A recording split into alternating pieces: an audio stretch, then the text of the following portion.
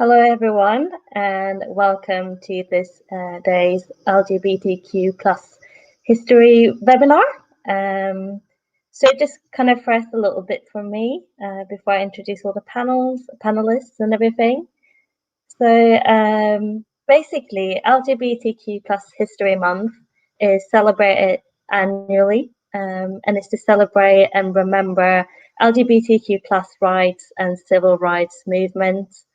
Its aim is also to combat prejudice against LGBTQ plus people and their community, and also to celebrate equality and diversity. So, as many of you may already know, every LGBTQ plus History Month has a different theme. So, the theme of this one is mind, body, spirit, which is why we've decided to kind of combine two things. We wanted to talk a bit about LGBTQ plus mental health, but also about sexual health and how kind of LGBTQ plus people can ensure both good mental health and sexual health. So, as I said, it's been an annual event since 2005 in the UK, and it always falls in February in kind of conjunction with the abolition of the anti-LGBTQ plus section 28 legislations, which was enacted in May 1988 and abolished in 2003. So this legislation was enacted to prohibit the promotion of homosexuality by local authorities. So although we've come a really long way with LGBTQ plus rights and health, there are still a lot of kind of barriers that LGBTQ people do face. So that was just a little quick kind of background of the history of LGBTQ plus History Month. So right now, I do kind of want to go to the panelists to let everyone introduce myself, and I will happily go first since I'm chairing. So my name is Ellen, and I work for METRO Charity. I work as the Southwest London Sexual Health and Bexley Sexual Health Lead, and my pronouns are she, her. So moving on to John, if you want to introduce yourself, where you work, what you do. Cool. Hi, everybody. My name's John Dugdale, and I'm the operations manager at Spectra. My pronouns are he, him. And along with Metro, we are commissioned to work and deliver services within the Wandsworth, Richmond and Southwest London boroughs. So, yeah. I'll hand over to Ollie. Hi, my name's my pronouns are he, him. I work for Spectra. I'm an integrative counsellor and a relationship, sex and identity youth mentor in Southwest London. Thank you. So we should have Giuseppe as well, but we think we've lost him a little bit. Maybe it was the connection. So hopefully he'll come in and join soon. But I also wanted to say that METRO Charity is an equality and diversity charity, which is operating in London and kind of like nationwide as well. And yeah, it was before it became METRO, it was the Greenwich and what was it? The Greenwich Lesbian and Gay kind of centre. So yeah, but we might kind of get a start on, and I'll just kind of tell you a little bit about kind of the structure of the webinar. So I was thinking that we'll first kind of start talking a bit about mental health and about kind of what it is and why it's important, and kind of what young people can do to improve their mental health. But also kind of wanted to talk a little bit about how the COVID-19 pandemic has impacted this. Before moving on to kind of talking about sexual health and why it's important to talk about LGBTQ plus sexual health and how young LGBTQ plus people can look after their sexual health and if there's any kind of barriers. And then we'll just have some closing kind of remarks talking about what kind of support is there, what kind of sexual health services are there, what kind of mental health services are there. So I just do like a kind of general question about kind of mental health. what is mental health, and kind of follow-up question maybe, why is it important to talk about LGBTQ plus mental health? So maybe John, if you want to go first.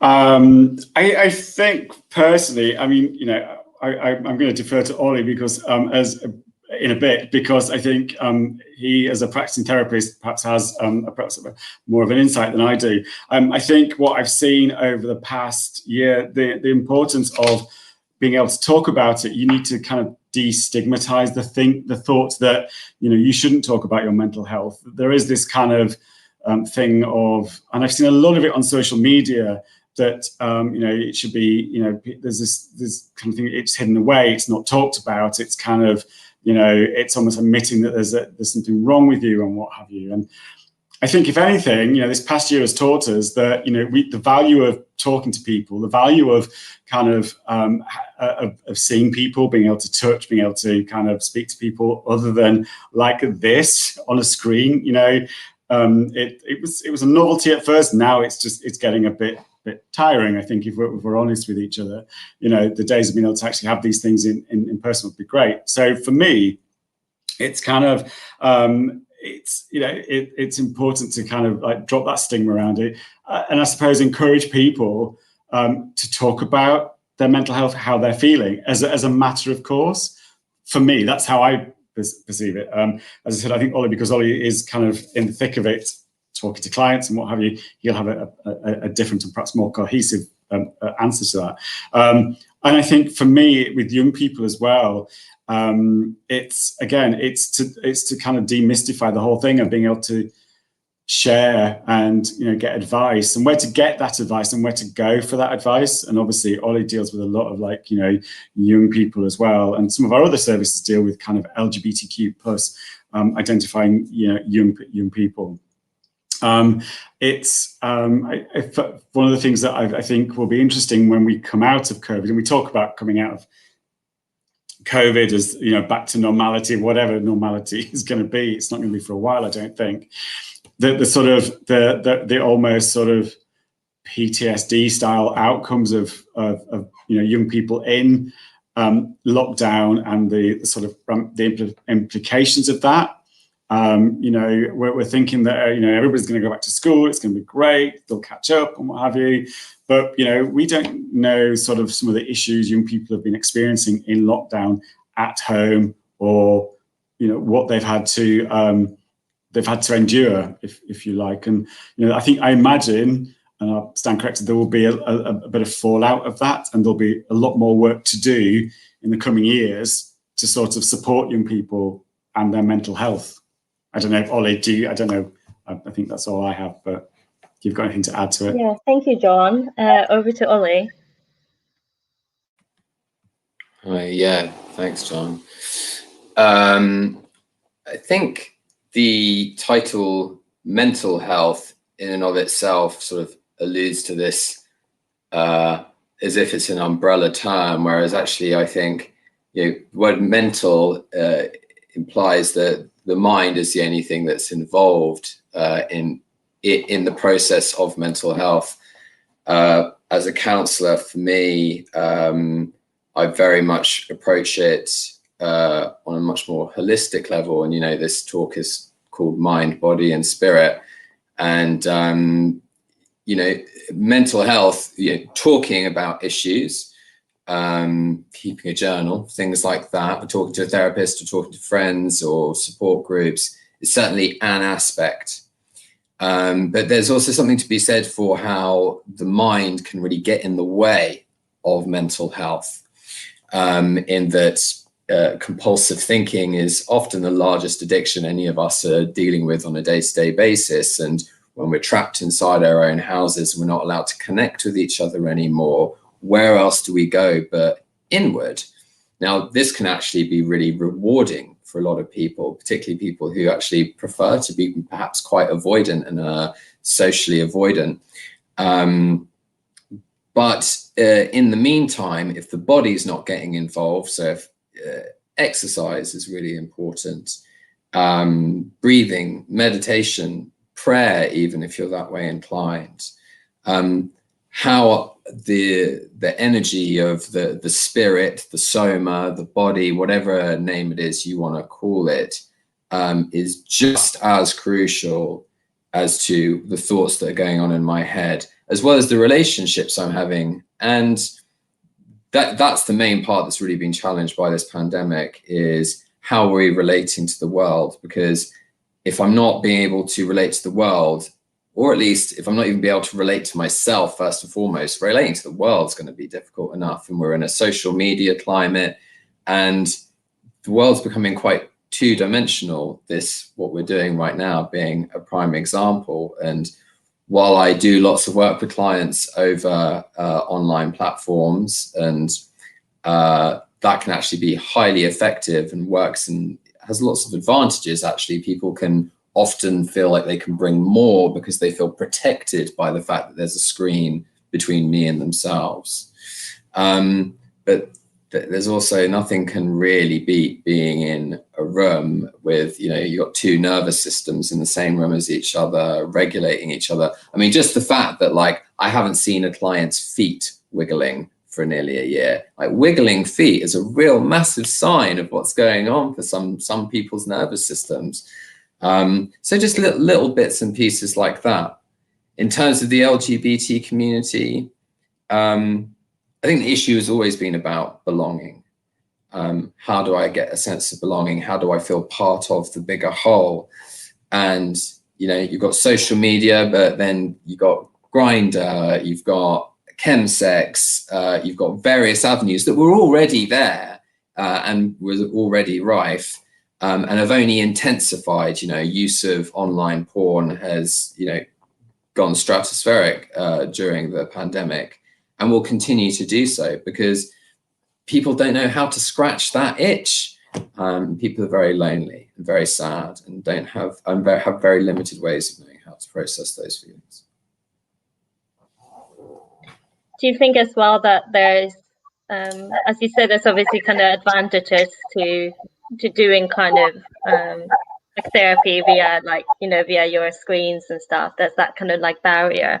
Do you think it has had any kind of like disadvantages? I'm kind of thinking a little bit about maybe like some young LGBTQ plus people that haven't really come out to their family, and how they're kind of, accessing services, because a lot of services have moved on to being like online services, like phone services. Yeah, sure. So if you're an LGBT young person in particular, and you're still living at home, and you are having a session with your counsellor in your bedroom, and you're talking about your sexuality or your gender identity, and your parents don't know, but they're sat in the room next door, there's a real task to be held there in terms of privacy and sensitivity, and who you're online with right now, and a lot of young people, their parents don't know that they're in counselling. And yeah, it's a massive challenge. So being able to have a space that feels held, that feels safe, that feels confidential, it is an extra challenge. And plus, some people don't like being on camera either. That has a whole extra level. Anyone who has self-image issues, and they know they're being seen on a camera, that can have a whole new level of challenge for some people as well. And especially then chucking a learning need or two, and you've got a real smorgasbord of issues. If you've got someone who has religious and cultural diverse backgrounds, learning needs, and they're dealing with their sexuality or their gender identity, that's a whole mixing bowl of challenges. So to actually get that young person who's most likely in most need of mental health work to then be able to engage is it's an enormous mountain to climb. Yeah. I think just to add in, I think, when we, at the beginning of lockdown, we, there was this assumption, and quite incorrectly, that every, young people particularly would transition quite quickly to being able to access online, because, we had this image of young people are on their phone all the time, they're accessing social media, So I think, maybe there was this misconception that it would be fine, everything would kind of graduate from face to face, and I think we got that wrong. I think, we've proven that some people have adapted to it and some haven't. I think, Ollie, we can say that, some young people that you would have worked with haven't adapted to that, because, one of Ollie's key skills is kind of, for me, when I've observed in classes, being able to command a class of young men, particularly young boys, and kind of, has that sort of, command. Whereas trying to do that one-on-one on this forum just wouldn't work, because, there's no impetus for them to respond or to behave or to kind of, respect what I was trying to do. So yeah, I think that for me, that was something that you kind of, now realize that not everything could go online. And some people, I think post-COVID, people will quite happily carry on, because it's had the kind of logistics of it's given some people, they've been able to access services at more convenient times to them. So they've seen a benefit of that. Some haven't. Some will quite happily carry on this way. Some can't wait to get back in a room with somebody. I think, it's value that. I love that comment from Ollie that, he's not seen a client's toes wiggle for, because actually it's not till you realize, you kind of go, obviously one of a therapist's skills is the body language. And, if all you're seeing is this, I mean, just as an anecdote, a friend of mine is nearly kind of due to have her baby, and I've not seen her pregnant, because all I've seen is the top half of her body for like nearly 8 months. So you're kind of like, whereas, in real life, I would have seen the bump and I would have, and what have you. So yeah, I think, just as an aside, I think that's been something that you will take away, this assumption that, because a young person is always on their phone or on such, they were going to adapt really quickly. That's not been the case. And sometimes the people that you didn't think would have totally got it, totally loved it. It's opened up doors to a lot of communities that wouldn't have accessed services that you could provide. So, yeah. Thank you, John. Yeah, like it's definitely a massive change, and I do believe also what you said, that there's been this assumption that young people will be like, very quick to jump on everything being online because they're always constantly on their phones. Yeah, and just the fact that, Ollie, that you said as well, that you haven't seen a client's toes wiggle, like you're not able to read that like body language because you're only seeing this part. And I know I started with METRO during the pandemic, so a lot of my colleagues, I have no idea how tall they are because I've only seen their like top half.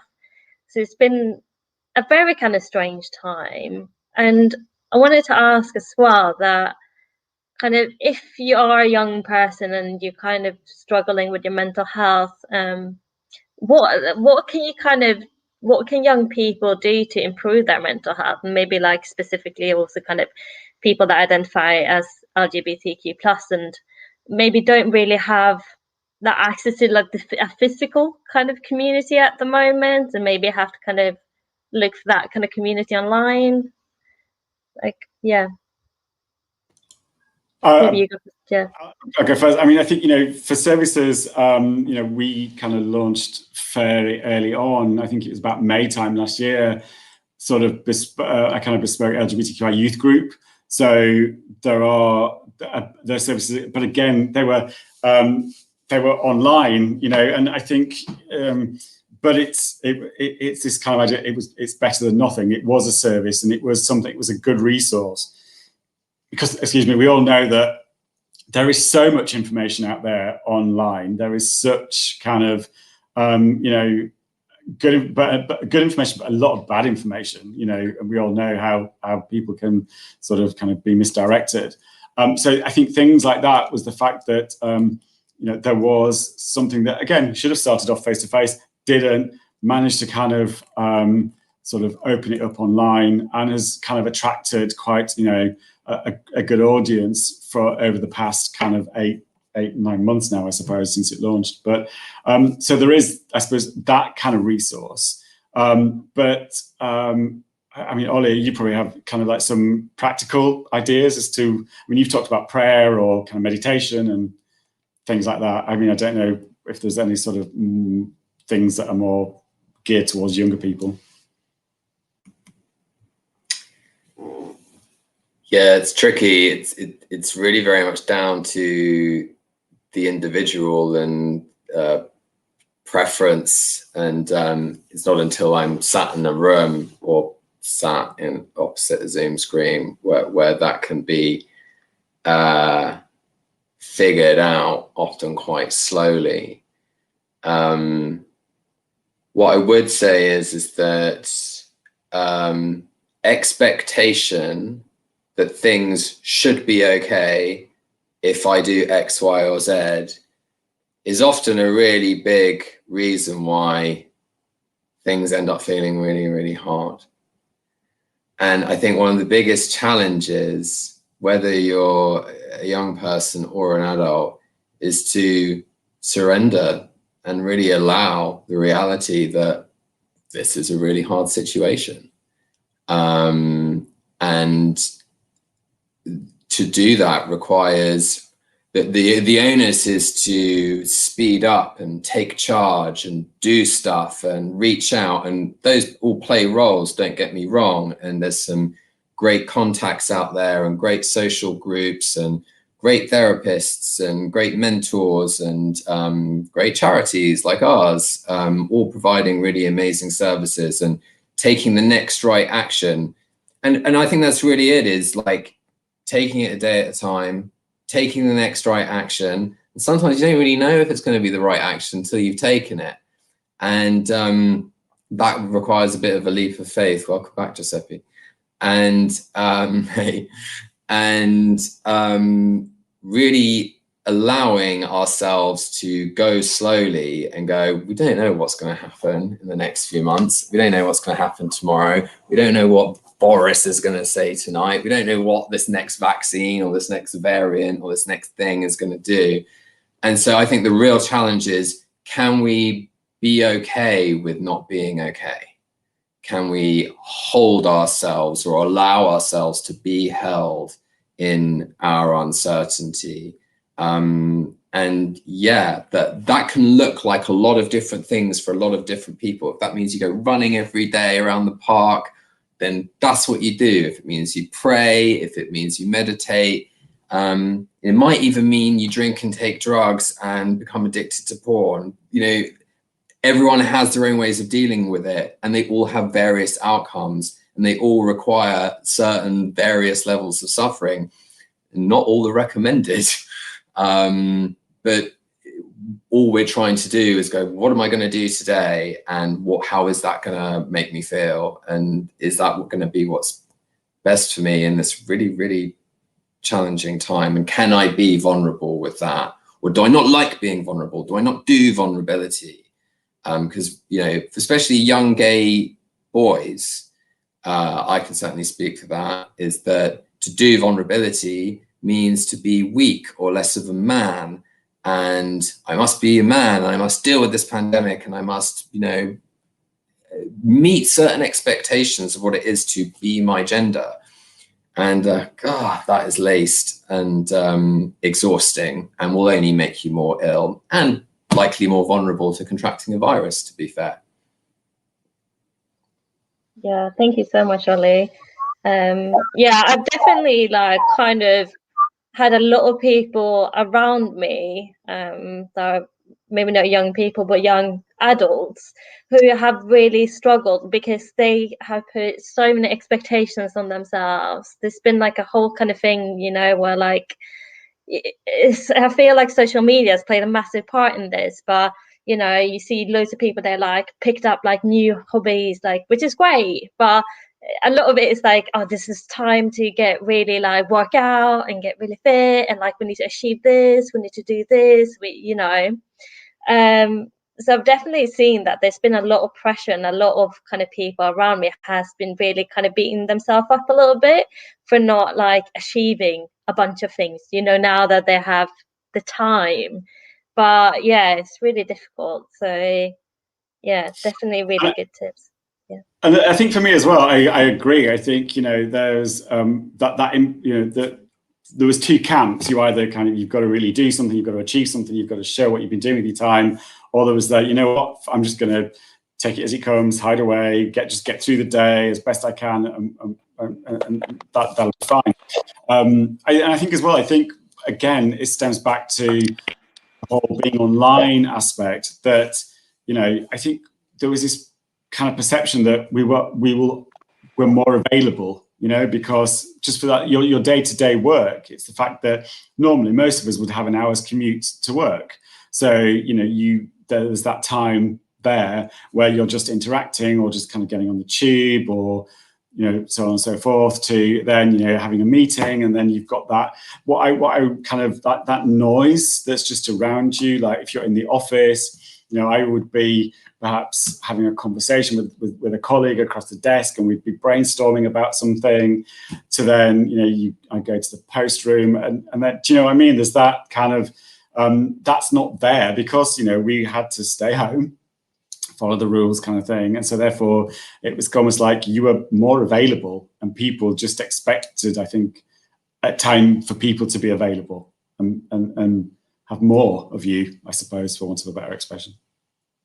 So thank you. So I want to move to Giuseppe now, because we got him back finally, which is good. So if you could just introduce yourself and you know, what your role is, what you do, and your pronouns.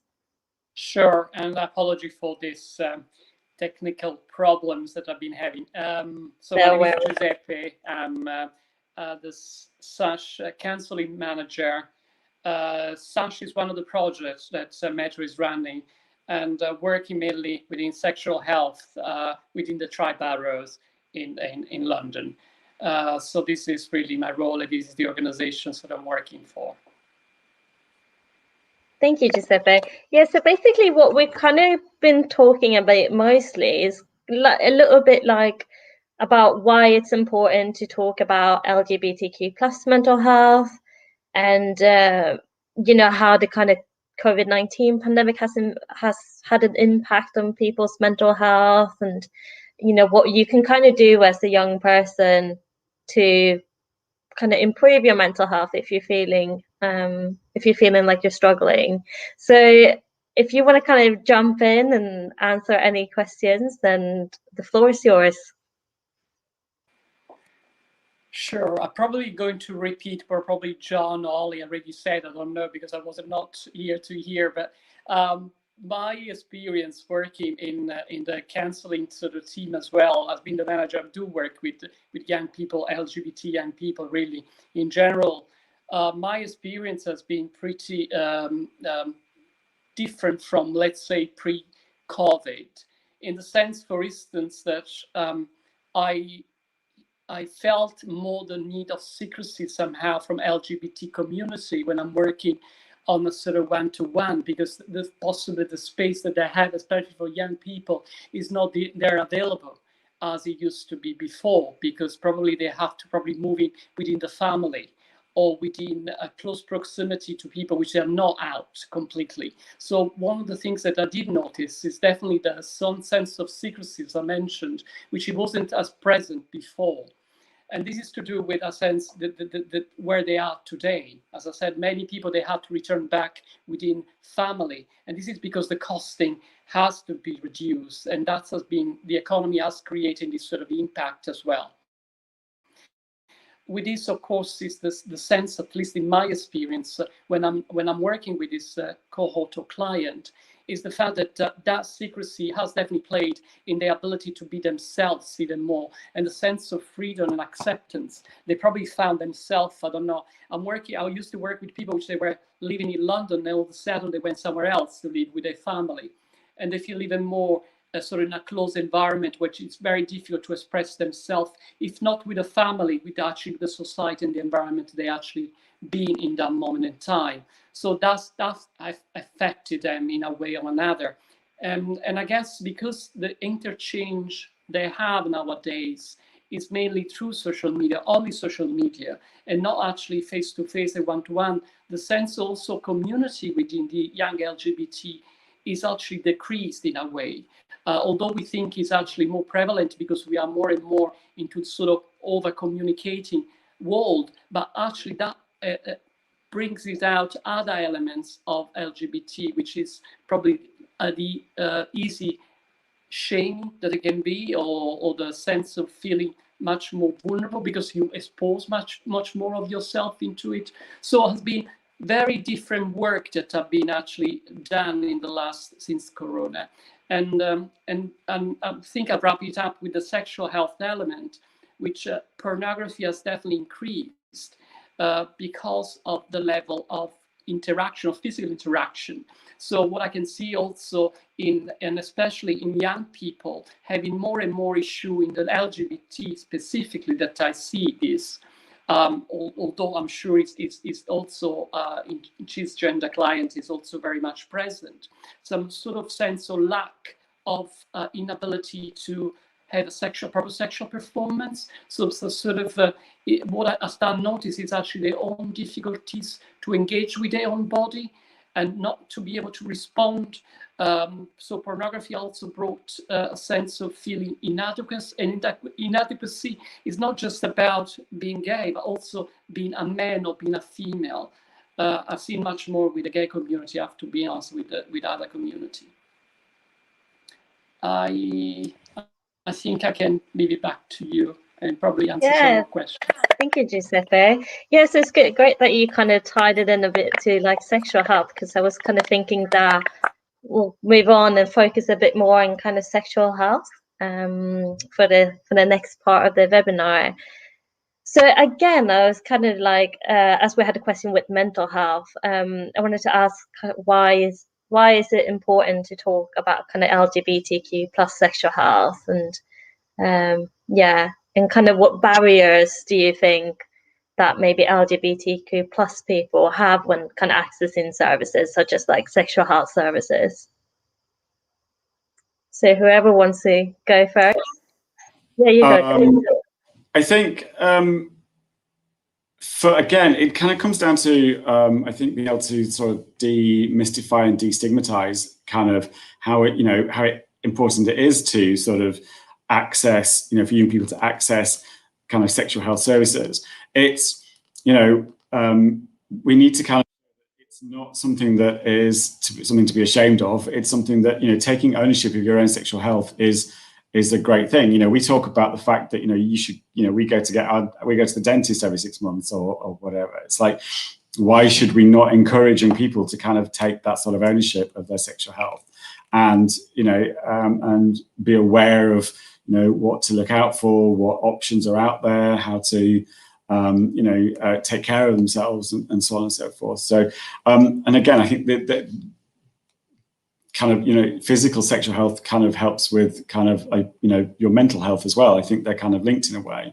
And so I think it's just very vital that I suppose they are aware of what services are available. I think what tends to happen sometimes is, the sort of the gatekeepers to the services perhaps aren't that aware of what is out there for young people, so therefore perhaps don't know how to direct them. So therefore it's, it's maybe the blind leading the blind, for want of a better expression. I don't know.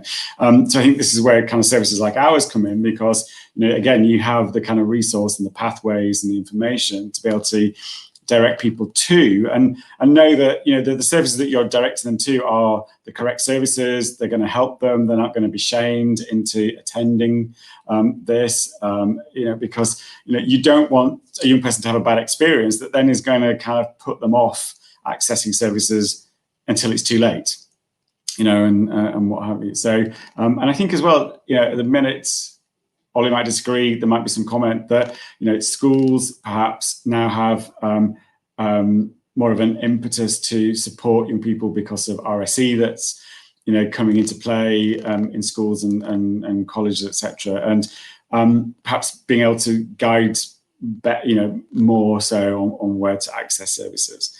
I think I think that's something that we've witnessed certainly, and I know kind of like feedback from sort of like the sort of team and when they're kind of engaging with young people, there is this kind of even down to the basics of, I'm not sure where to go. Where would I go? Where's the building? How do I get there? What am I going to do? What day can I go? So yeah, I think things like that are all factors that perhaps as adults, we take for granted and go, yeah, well, I'm just going to go to that place in Clapham, or I'm going to go to this place in Soho, and what have you. Sometimes, and it's, as young people, and I think we can remember as well, there is still that inherent kind of, embarrassment. What am I going to engage? What am I going to come across when I have to access it?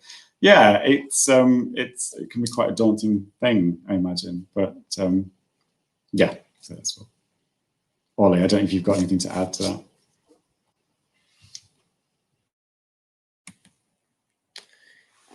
Yeah, I mean,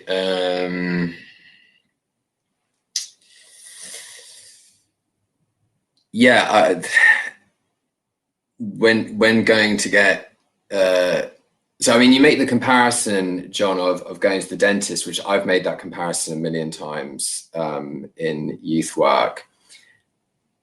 Yet they are kind of incomparable too, on an emotional level.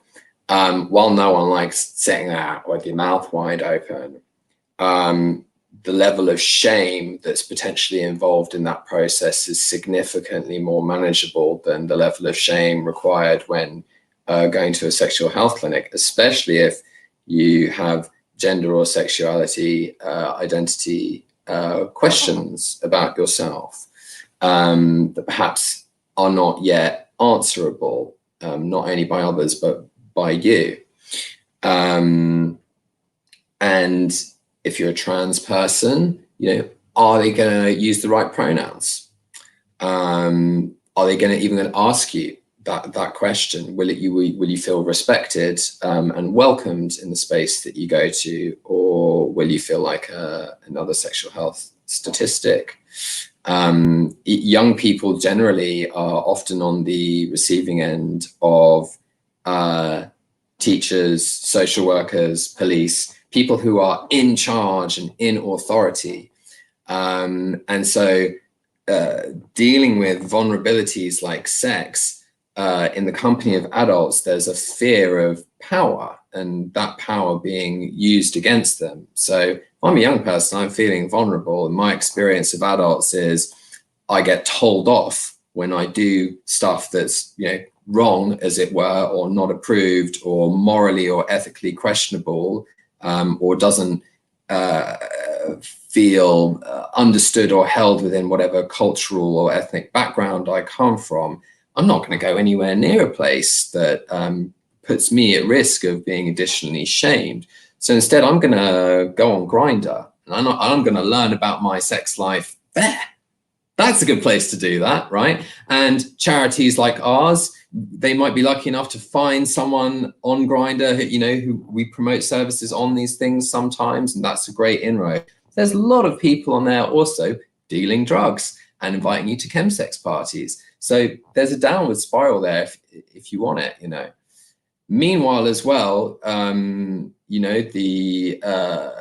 It's a Sin that was on television recently only reminded us all of reminded me of the transgenerational impact of the HIV epidemic rather, that continues to this very day. And, as a young gay man, I remember knowing that just by existing, I felt dangerous to other people for some reason, but I didn't know why. But there was, and so I think it's really interesting that we're in a pandemic, and I've said to a few friends, a few straight friends, a lot of gay people have said to me, now the rest of the world slightly knows how a lot of gay people have felt for a very long time, what it feels like to be in fear of disease, and for that fear to be intrinsically linked to the people that you want to love and potentially spend the rest of your life with.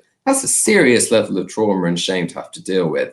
And whether that's explicitly being passed on to young people, it's still implicit in the lessons being learned. And you just have to look at the protests that go on, that have been going on around, you're talking about, RSE being brought back in schools, which of course it's all become very clunky now thanks to COVID, but it was hardly going smooth before, right?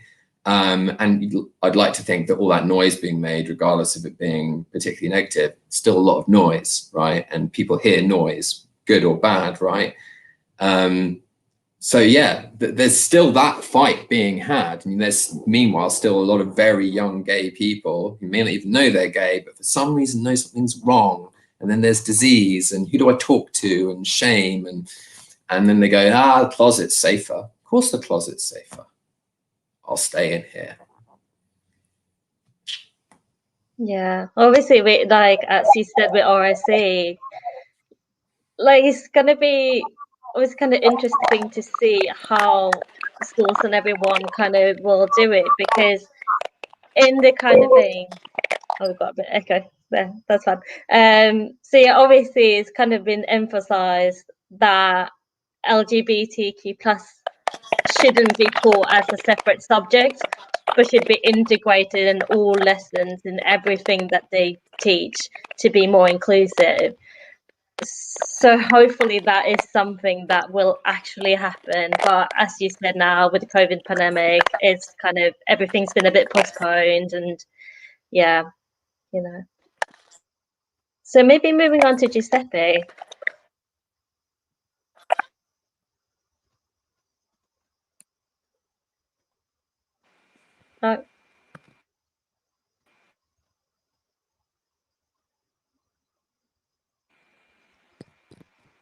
Yeah, you're on mute now. Okay, thank you. I'm sorry again about these technical issues. I guess I'm very much in tune with what Ollie said around the vulnerability and the difficulties, I think, into sexual health, connecting straight into LGBTQ plus is the vulnerability, and express vulnerability and showing vulnerability. Not just because of the sexual identity, but it's about also expressing or sharing a body which somehow it felt wrong, or society has created a wrong sort of idea of what a person LGBTQ should do or not do. So there is a lot about what you should have done or what you shouldn't do in that context. So I think there is a great difficulty to access, because there is a sense also feeling wrong by doing something, or being somehow told off that what you've been sexually doing is something which you're not intent to. So there is a lot about that shame aspect, which Ollie referred to before, which definitely people brings in their clinics, in their lives, in their everyday.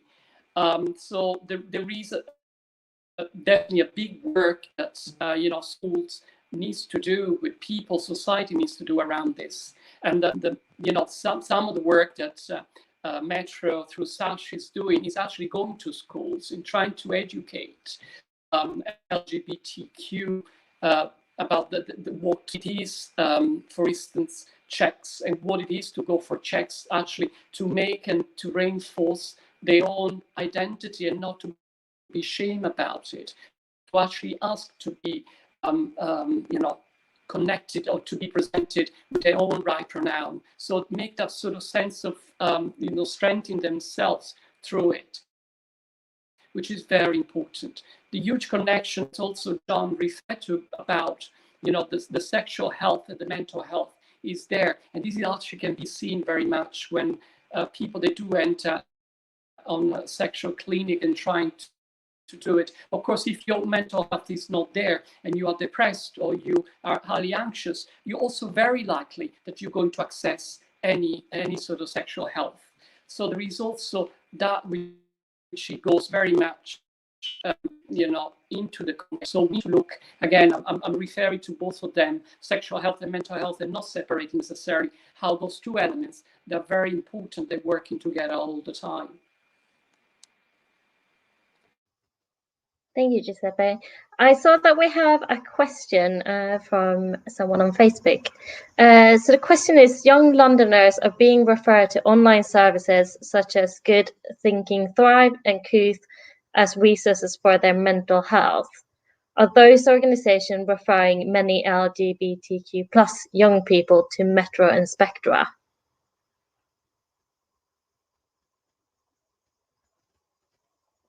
So I'm not really sure, Ollie or John, if you know any of this.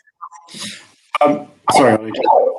My short answer was not that I know of, but John, you might know. I mean, definitely, some of the services I've heard of Good Thinking and Thrive, Couth, that's a new one to me. I think that's more of an online platform from what I know of it. But I think there is this sort of and more so perhaps over the last year, established referral pathways. So it's quite possible that yes, there have been those referrals in. I without checking and looking at individual perhaps cases, I wouldn't know. But like I said, we are sort of aware of those services. So, but I suppose anything that can be done to kind of raise the profile of all services, so that there's this sort of cross promotion and cross referral pathway, is all for the better of young people, I think. So I mean, we've definitely kind of made as many services aware as possible of the sort of youth groups that's available, as I'm sure Metro have done with their services as well. So yeah.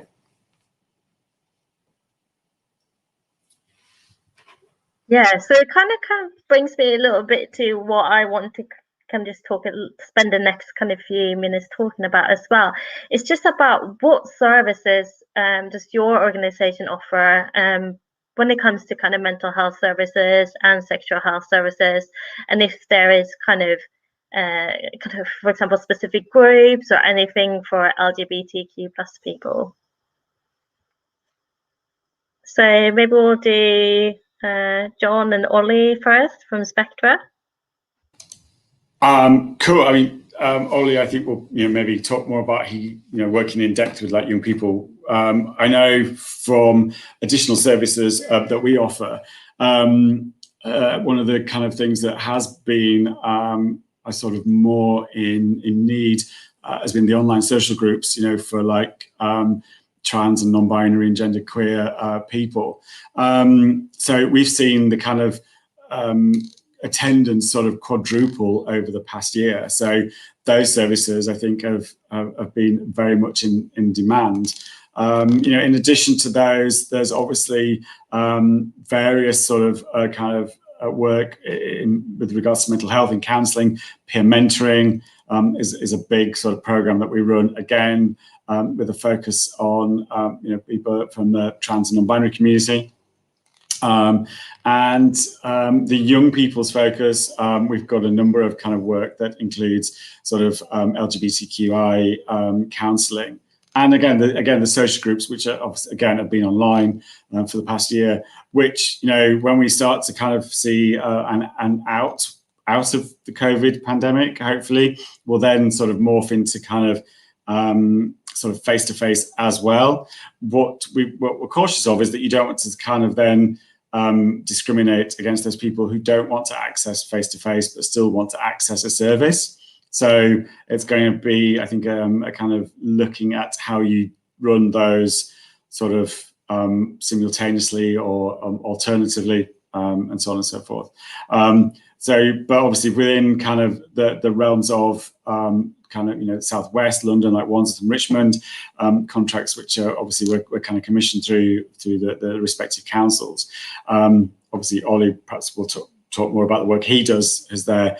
Within kind of Merton as well, we do a lot of work with Kat, who's our young person sexual health coordinator. And there's a lot of kind of work there with local agencies such as CAMS and the CSE teams. Yeah, and I know Kat has seen that kind of number of people still accessing the service through one-to-one services that she's been doing remotely via Zoom as well. So, Ollie, I don't know if you want to touch on what the kind of stuff you do as well. Yeah, I mean, John's covered most, but I deliver youth mentoring in the borough of Wandsworth, and I deliver counselling to adults, and that can be LGBTQ plus, but also I deliver sexual health counselling. So we get quite a few referrals through a sexual health clinic in Clapham, and a lot of those clients are victims of sexual assault, and don't necessarily sit on the LGBTQ plus spectrum, though they can do. And then, yes, we do have a trans specific counselling service, which is ever growing.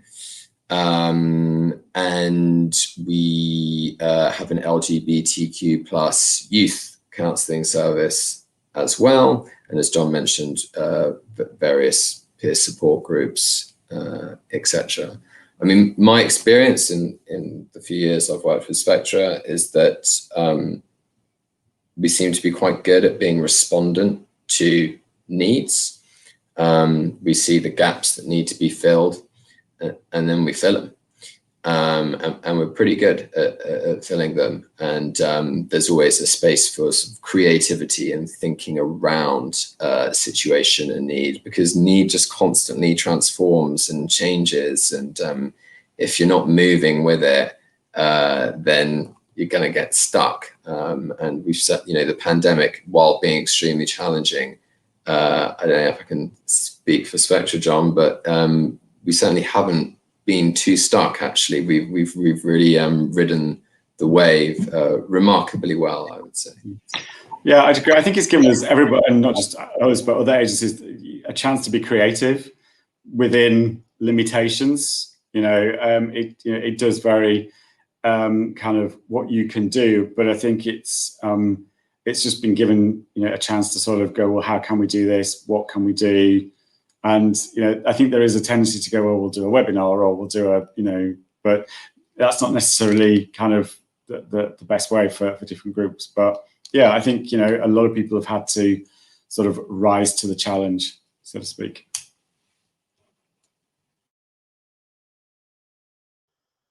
Yeah, so moving on to Giuseppe, if you can talk a bit about obviously the services the kind of METRO offer and the services that you kind of work with.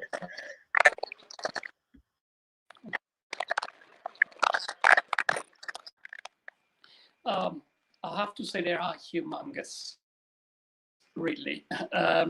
There are in total of 61 services, all LGBT, but primarily LGBT and HIV. So instead of just giving a long list, I think I'm going to invite everyone here to just look at www.metrocharity.gov.uk, and they can see all the services really that we run. However, among those, probably have to say, there is many workshops, trainings also that we actually and that we support and to address homophobic, biphobic and transphobic bullying, for instance. This is one of the important services. Within young people, of course, we do have a support for LGBTQ family and young people, which is does a tremendous work really within that. And that's both with the counseling service, coaching service, peer mentoring. This is all part of what we offer, as well as testing as well to LGBT community really. That's HIV testing as well, STI testing.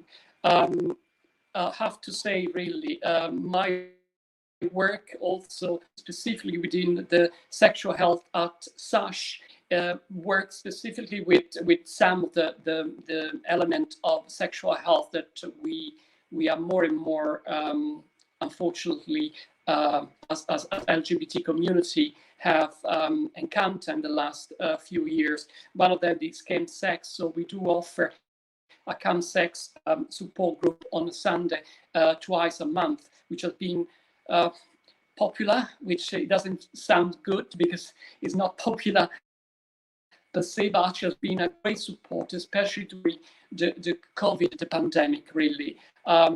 So this is definitely one of the services that has created as such at least a big sort of support for mainly gay people, really. We do have also very important element of training, as I mentioned to you, within the LGBT community, which we do in schools, and this is a very important part of the work.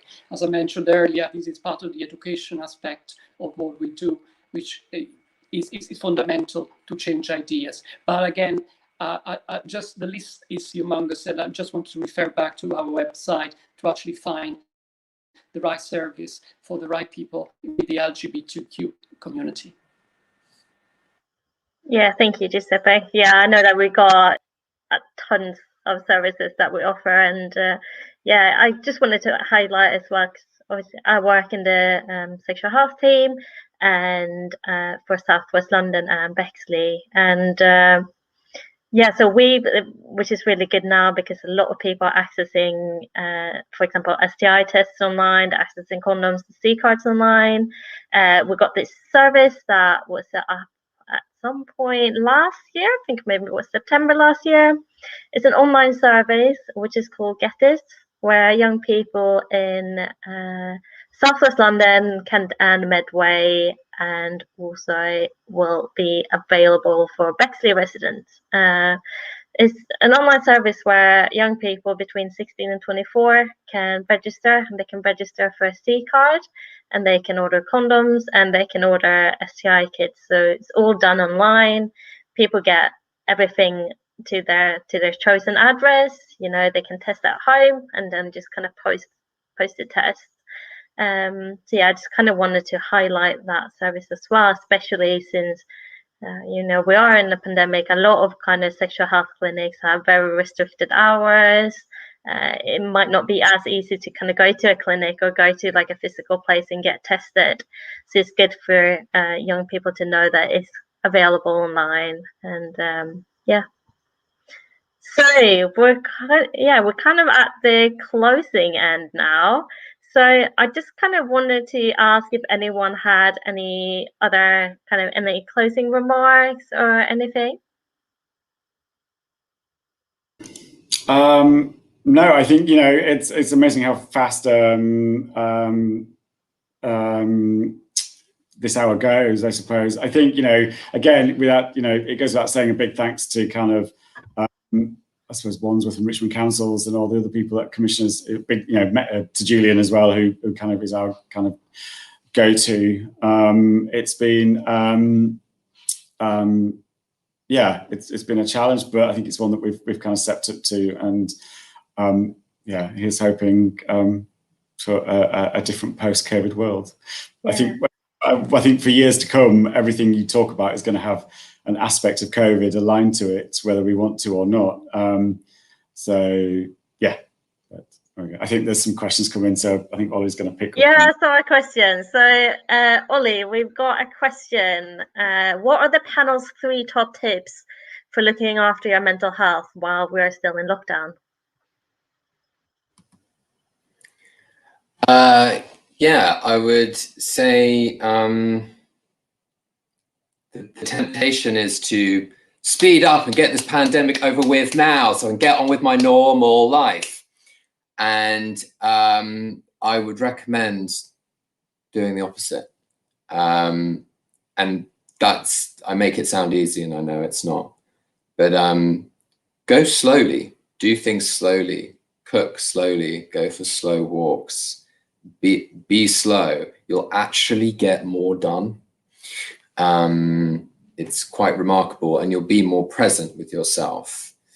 I suppose that'd be the next tip, is find ways where you can be more present for yourself.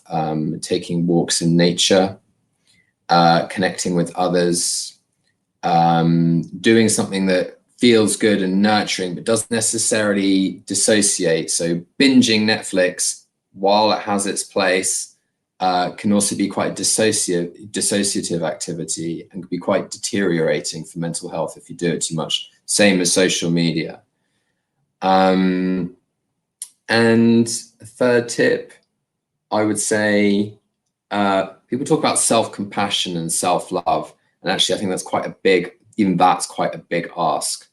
So just noticing oneself, paying attention to yourself, whether you feel love for yourself or whether you feel really annoyed at yourself or the world, just noticing that and giving that some space and allowing that to be there.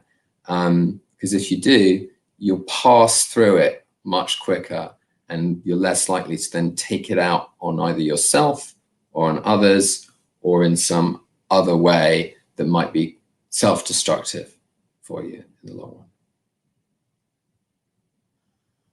Thank you so much, Ollie. I think those are great tips. And yeah, it's easy to kind of forget about things and kind of forget what you can do, you know, when you're kind of in this situation. But yeah, those were good tips.